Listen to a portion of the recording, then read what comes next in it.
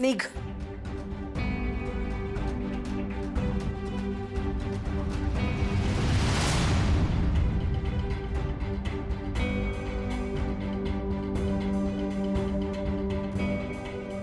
माझी बॅग.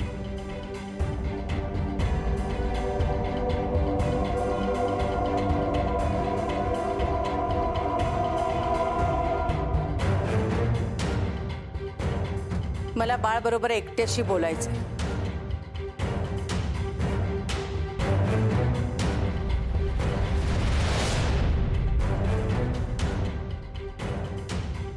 कविता,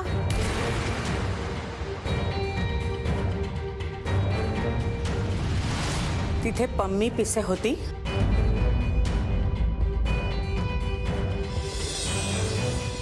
पम्मी पिसे होती का?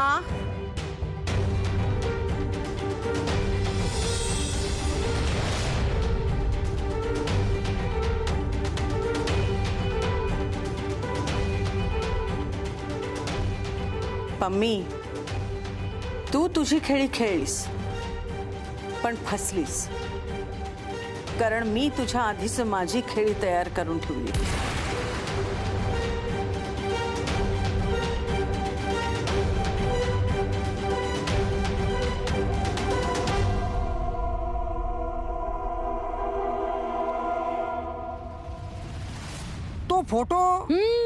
तो फोटो बघितल्यावर कविता कशी एकदम शांतच झाली असेल ना? नाही, त्यांनी फोटो दाखवला आणि मग बाई सुरू झाल्या.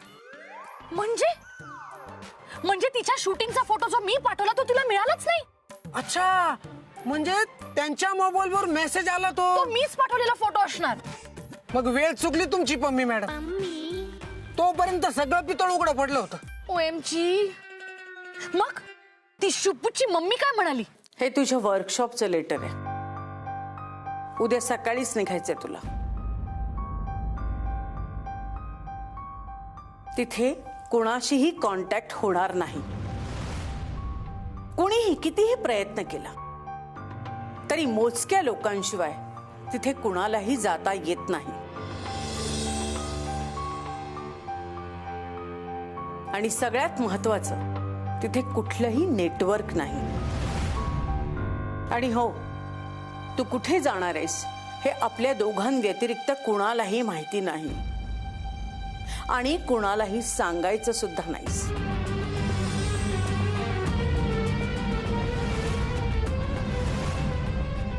तू गुन्हा केलायस ना, त्याची शुद्धी परीक्षा समज. उद्या सकाळी निघायचंय तुला.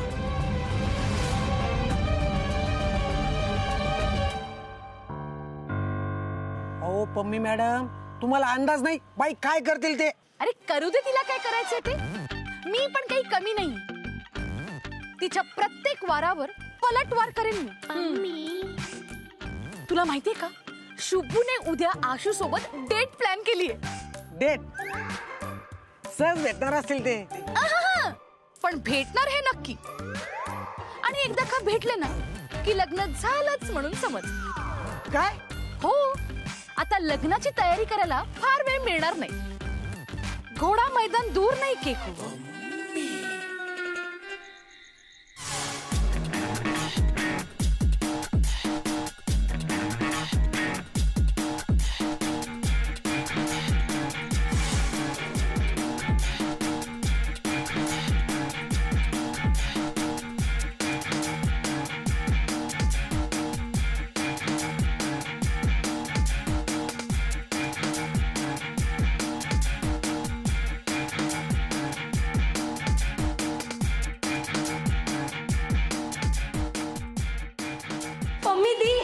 पम्मी दी काय होतंय?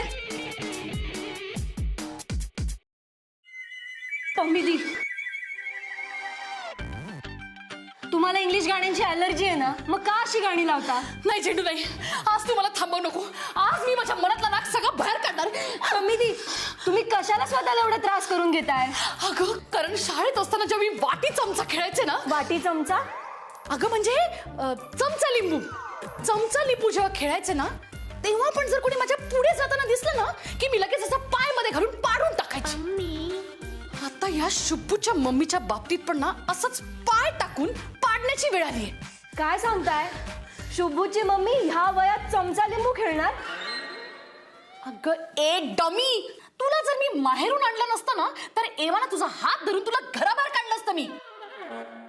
ही स्पर्धा चमचा लिंबूची नाहीये, आशू आणि शुभूला एकत्र आणण्याची आहे. आणि तुम्हीच धडपडताय या स्पर्धेमध्ये. म्हणजे का धडपड करताय तुम्ही आशू आणि शुभूला जवळ आणण्यासाठी हेच मला कळत नाहीये. आणि तुम्हाला विचारलं तर तुम्ही सांगतही नाहीयेत. बरं, ज्या घरात सगळे शिकले सवरले आहेत त्या घरात तुम्ही आशूला का पाठवायचा त्रागा करताय? बरं, शुभंकर चांगला शिकलेला प्रोफेसर आणि आशू 10वी पास, काय करते तर टेलरिंग, तेही एका छोट्या गावातली मुलगी. मग का करताय तुम्ही हे सगळं?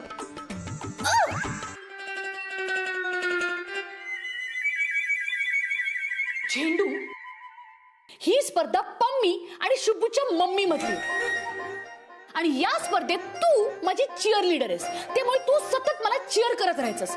पम्मी पम्मी पम्मी पम्मी. मी कशी जिंकते ना याचा विचार कर. ही स्पर्धा मी का लढते ना हे नको विचार करूस, कारण याची उत्तरं मी तुला अनेकदा दिलेली. पण पम्मी दी, मी तुमचाच विचार करतेय. तुम्हाला त्रास होतोय, तुम्ही या स्पर्धेत मागे पडलात याचा. हो ना, ही कविता मध्येच आली. हिने आशू आणि शुभूचा फोटो दाखवून प्रकरण पेटवलंय. आता मला कळत नाही मी नेमकं काय करू. मी काय करू? पण मी शांत बसणार नाहीये. मी शांत अजिबात शांत बसणार नाहीये. नाही पम्मी दी, नाही, तुम्ही असं काही करणार नाही. तुम्हाला शपथ आहे, तुमच्या डाएट फूडची शपथ आहे, तुमच्या टीव्हीची शपथ आहे, तुम्हाला इथून पुढे मिळणाऱ्या असंख्य अवॉर्डची शपथ आहे. पम्मी दी, तुम्ही असं काहीही करणार नाही. तुम्ही जर असं काही केलं तर तुमच्या सॅन्डल्स पोरके होतील, तुमच्या लिपस्टिक सुकून जातील, आणि आशू आणि शुभूच्या लग्नाचं काय होणार? म्हणून नाही, तुम्ही असं काहीही करणार नाही. अगं तुला काय वाटलं याने मी सुसाईड करणार आहे? अगं नख कापत होते मी, तू पण ना डमी. पम्मी दी, मला असं म्हणायचं होतं की आपण शुभूच्या मम्मीला कसं हरवायचं याचा विचार केला पाहिजे. बाई हुशार आहेत. हा, म्हणजे तुमच्या इतक्या नाही हुशार. पुस्तक वाचून थोडी ना हुशारी येते. हे बघ, ती शुभूची मम्मी किती हुशार असती ना तरी माझ्याकडे पण एक एक्का आहे. एक्का? बाईंसोबत पत्ते खेळणार तुम्ही? अगं हे डमी आयटम, पत्त्यांमधला एक्का नाही, कविताचं तोंड बंद करणार एक्का. आणि हा एक्का उद्या मी शुभूच्या मम्मीला भेटून दाखवणार आहे. तिच्या सुनेचा फोटो, आपल्या शूटिंगला आली होती ना तो फोटो.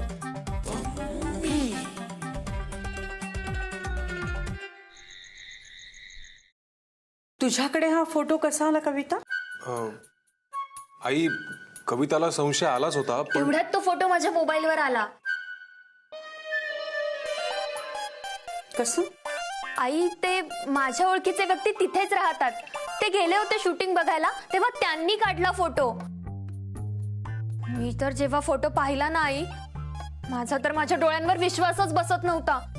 त्यात तुम्हाला कसा फोटो दाखवू की नको, दाखवलं तर तुम्हाला काय वाटेल, किती ते प्रश्न डोक्यात. माझं तर अगदी डोकं गरगरायला लागलं होतं. पण म्हटलं नाही, आईंना फोटो दाखवायचाच. शुभंकरने ठेवलं अंधारात, पण आपण नाही ठेवायचं. मग ठीक आहे. मला वाटलं की तू स्वतः तिथे जाऊन फोटो काढलास. नाही आई, तुमची सून आहे मी, असं कसं करेन ना. मी कधी सिरियल नाही बघितली, तो शूटिंगला जाऊन फोटो काय काढणार आहे? बर, बाळ आणि ती मुलगी जर असे भेटले असतील तर फक्त बाळला समजावून काही उपयोग नाही. त्या मुलीची भेट घ्यावी लागेल.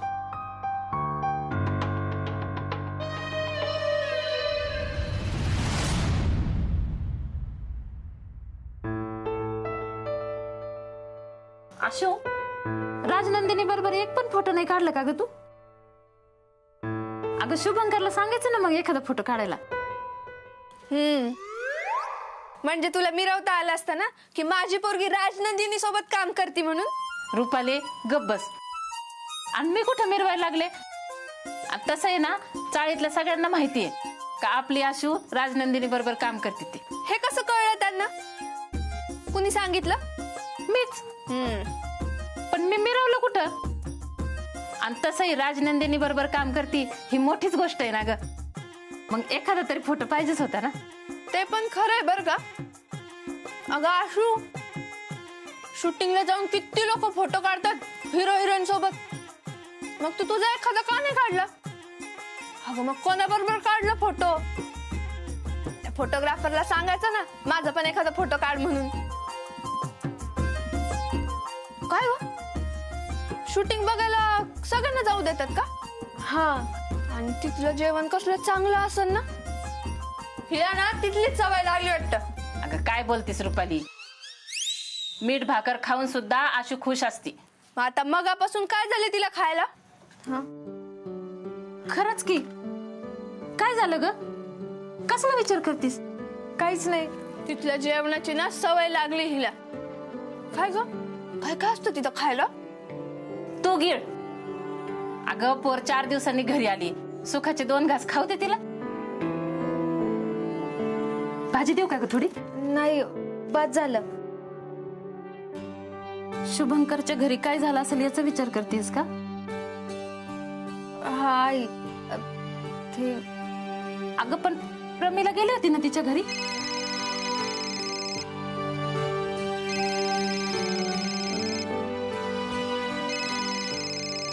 शंभर वर्ष आयुष्य आहे बाई या प्रमिलेला. बघ बरं काय म्हणते. हा,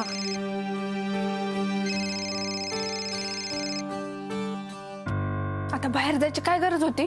रुपाले तू गप गिळ ना, तुला काय करायचंय? हॅलो पम्मी दी, काय झालं? काय बोलल्या बाई फोटोग्राफरला? मला माहितीये तू सगळं नीट केलं असणार ना. हो ना? अगं हो, तुझा माझ्यावर विश्वास नाहीये का आशू? पम्मी तिथे काय कमी?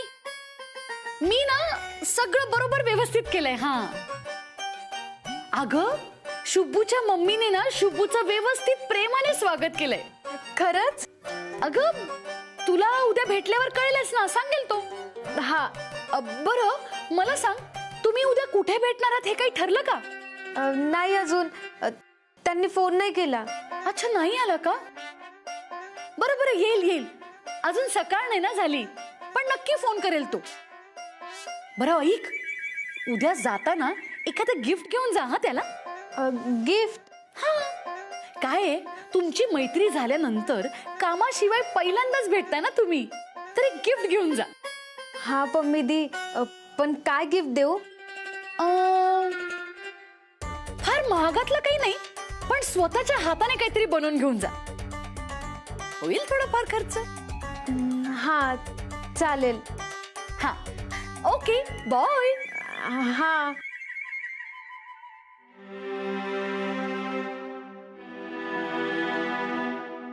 पम्मी दी, तुम्ही शुभंकरच्या घरी काय झालं ते का नाही सांगितलं आशूला?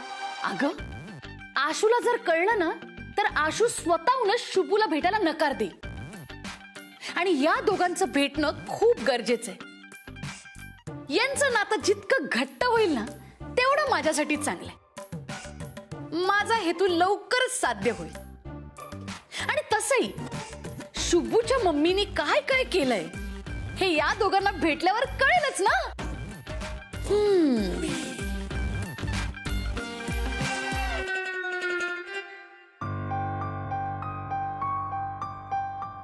हे तुझ्या वर्कशॉपचं लेटर आहे.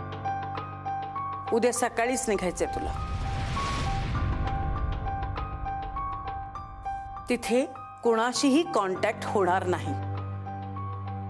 कोणीही कितीही प्रयत्न केला तरी मोजक्या लोकांशिवाय तिथे कुणालाही जाता येत नाही. आणि सगळ्यात महत्वाचं, तिथे कुठलंही नेटवर्क नाही.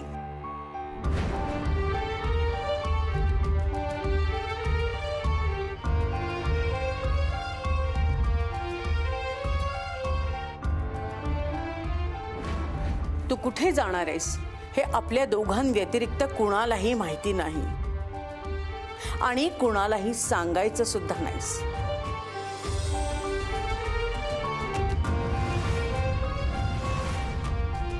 तू गुन्हा केलायस ना, त्याची शुद्धी परीक्षा समज. उद्या सकाळी निघायचंय तुला.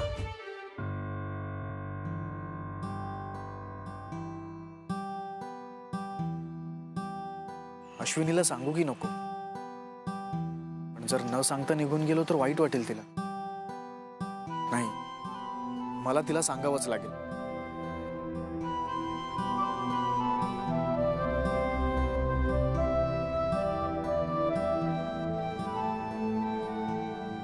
बाळ, काय रे, अजून झोपला नाहीस?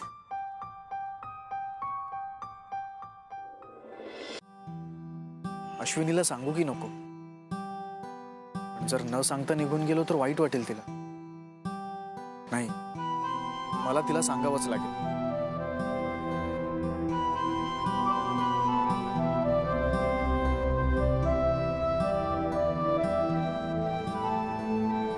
बाळ, काय रे, अजून झोपला नाहीस?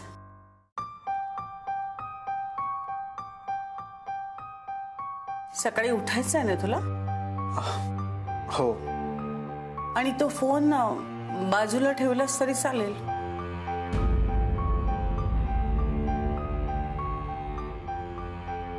कुणाला करायचा आहे का फोन, की कुणाचा यायचा आहे?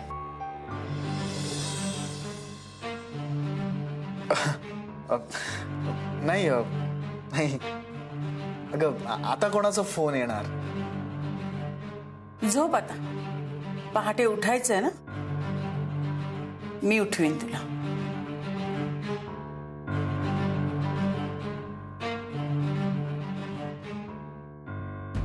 सॉरी अश्विनी.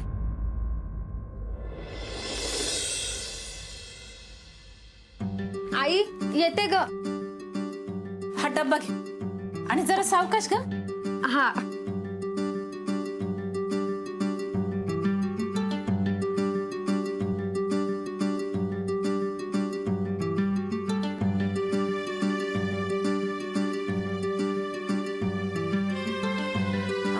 ह्या पैशात फोटोग्राफरला काय गिफ्ट देऊ? आशू, अगे ते लाईटचं बिल आलंय, तेवढं भरशील का? मग आता भरलं तर काय बिघडलं? तिला उशीर होत असेल ना. आणि पैशांचं काय? काल आशूचा पगार झालाय ना, त्याच्यातून देईन मी तुला. अगं ते गाडीसाठी ठेवलेत ना, त्यातले पैसे खर्च करायला लागल्यावर माझं काय व्हायचं बरं? तायडे, हे पैसे आहेत ना, ह्यात होईल बिलाचं, नाहीतर ना जाताना मीच भरते. अगं पण तुला उशीर होतोय ना. अगं आई, भरते मी. हा जा जा. मी कपडे वाळत टाकते. ऐक, किती काम आहेत मला.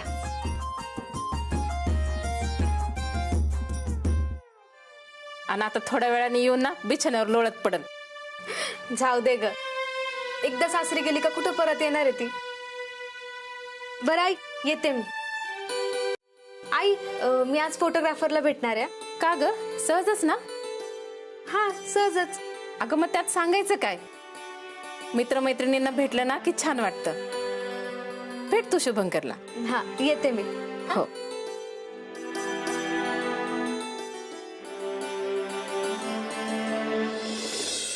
आई, आई, आई, तुमचं बाळ.